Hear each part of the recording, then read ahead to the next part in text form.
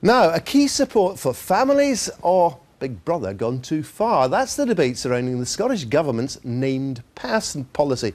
Brought in under the Children and Young People Bill earlier this year, the policy gives every Scot under 18 a designated person responsible for their well-being. That person isn't a parent or relative, but someone from the public sector. Some charities have welcomed the move as a step towards greater child protection. Others feel parents' human rights are being infringed. Next month, opponents will see a judicial review of the measure. Megan Patterson has been exploring the debate. A visit from the health visitor finds baby Scott happy, healthy and progressing well. So is he actually pulling up onto the furniture now, Helen? Well, he's trying to. But his health visitor serves another purpose too. She's his named person, the one assigned by the government to monitor his well-being. Every family is different, every family dynamic is different as well, and I think it's just a matter of making your relationships, building on that, and then there's a lot of trust goes either way between yourselves and your families, and hoping that they feel that you're giving them the service that they're looking for to look at their child's health and general development from birth up until the age of 5. It's Moira's job to spot potential problems and to share information about children between public sector services. It's made a great difference. When we were in the hospital, Scott got taken to special care. We were in longer, and then when we came home, it was good to have somebody. You know, I was a bit nervous coming home because he'd been taken to special care, and it was good to know that somebody was coming every day to reassure me that I was doing everything right.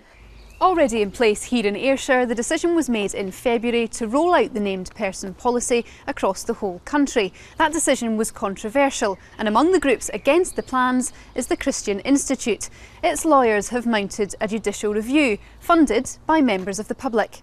The Scottish Government have passed a bill which gives huge powers to named persons to advise and talk to children without their parents even knowing about it and without their consent. And it seems to me a sledgehammer to crack a nut. The same state bodies will be involved in looking for all these families where there's no issue at all. So instead of actually finding that needle in the haystack, they are actually making the haystack much bigger, and that's going to make it much more difficult to find the vulnerable children. In contrast, the government says the policy will direct help more efficiently while still respecting family rights. Health visitors or teachers will usually take on the role of named person, people who are already known to families. But some parents, like Lesley, fear this could lead to a conflict of interest or a limiting of their own parental rights, particularly when a child is ill. Our son's in his 20s now, so we've had since he first fell ill. But we saw our son's health decline quite rapidly, and he was again being forced to go to school, attend school, and we took the health professionals at their word that this was the thing to do, and keep him in a routine and get him up and not let him rest. And when we saw his health deteriorate quite rapidly, we as parents stepped in the best interest of his health and decided to take him out of that situation. The named person makes that extremely difficult for parents to do now, I think, because you have an extra layer of authority in there and bureaucracy that makes it difficult for parents to be the final word on the care of their child.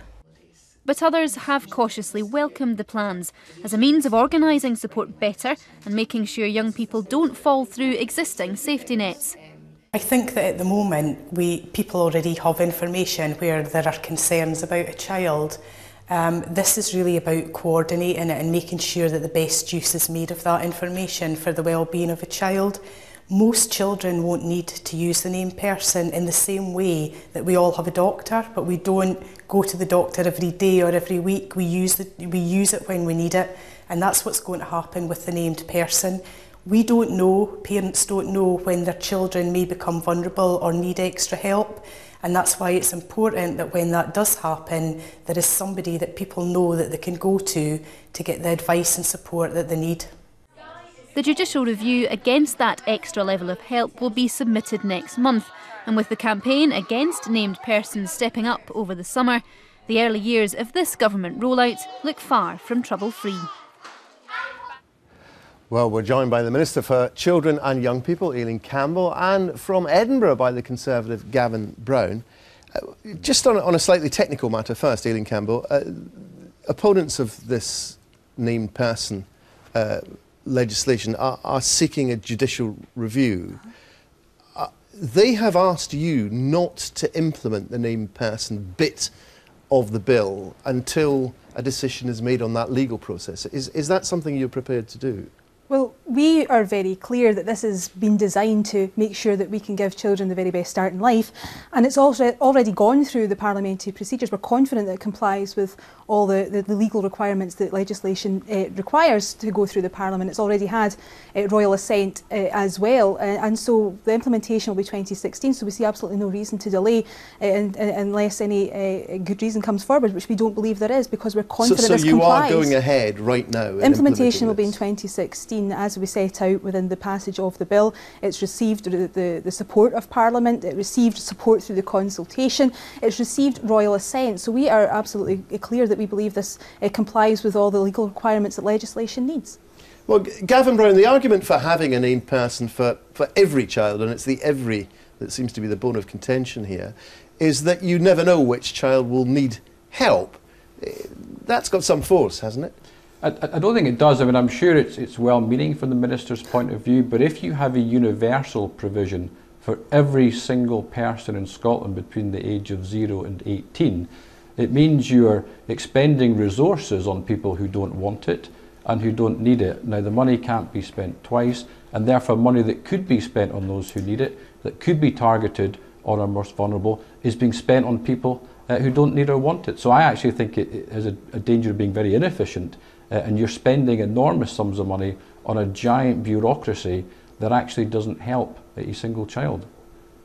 You're shaking your head. Yeah, because I fundamentally don't agree, because this is about wider reform of children's services to make sure we adequately get in the help that a child or a family may need as early and as effectively as possible. But there are issues of rights here, aren't there? I mean, as I understand this legislation, a named person could have access to the medical records of a child, isn't that correct? But this doesn't interfere with parents' rights at all. This is about would they have access to the medical records of a child without the consent of the parent? Well, the good practice and the guidance that we're developing means that you would always, as a first port of call, would make sure that you're engaging widely with the family and making sure that families are brought on board. And also, sorry, the weasel words there are our first port of call, but the fact is, if a named person isn't satisfied with a parent's response, they could have access to the medical records of a child without the parent's consent. That's correct, isn't it? The Information Commissioner last year sent advice to professionals to make sure that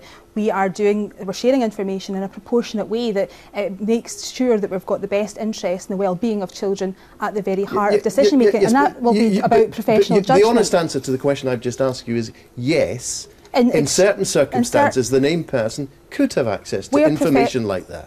Where professional judgment believes that there may be an interest, a well-being affected by any kind of actions that are going on, then there may be a cause for proportionate and appropriate sharing of information. But what this bill does is gives a robust framework to make sure that that's done in an appropriate and timely way. So you keep calling this sharing of information. The point I'm getting at is it can be sharing of information and access to private information about a child without the consent of the parent of that child. But again, this legislation provides a consistent framework for information to be shared in a way makes, because at the moment... Said that. Gavin Brown, do you think there's a question of parental rights here? Well, of course there is. I mean, I think that's the fundamental issue. I mean, there's the practicality issue, but basically you're disturbing slightly the autonomy of the family.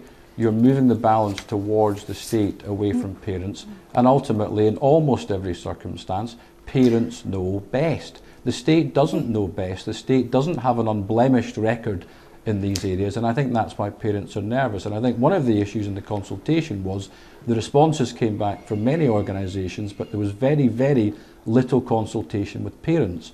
When I speak to parents, some of them say, we don't think it's a good idea, but it doesn't apply to us. And actually, this will apply to every parent in Scotland. That's not true. There was considerable consultation. There are a huge number of people and organisations already responsible for children in Scotland.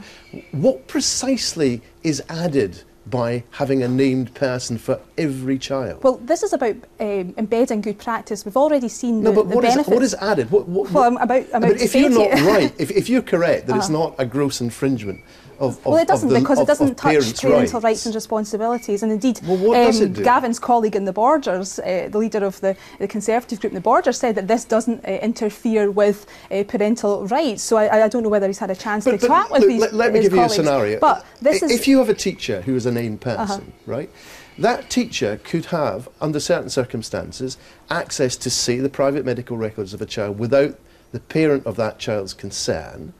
And if that teacher has children, because you can't, as a parent, be a named person, another named person could, under certain circumstances, have access to private information about their child without the teacher's consent in a kind of infinite chain. Now, I mean, isn't there just something basically slightly East German about this? No, because the basis of this is about embedding good practice. We've seen from the Highland Pathfinder that this actually reduces bureaucracy. It allows professionals to intervene where families most at need require additional support. We've seen a reduction in inappropriate referrals to reporters. It saves money. And also it's about wider reform to make sure that we give help to families that need it and require it, and children that require it when they need it in a timely way, because the consequences, the cost to the public purse of not doing these things is if problems escalate into crises, and that's something we want to avoid.